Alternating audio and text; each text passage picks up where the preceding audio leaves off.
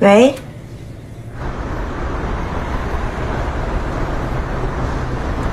小雨。喂，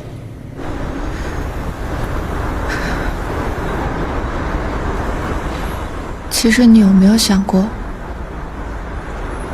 如果当初那个人离开我们的时候，你没有一次次的跟我说，都是因为我那个人才会离开的，你也没有把失去婚姻的痛苦全部怪罪在我的头上，或许我们的关系就不会像后来那么糟了。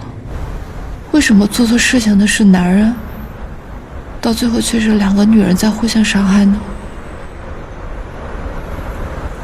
妈，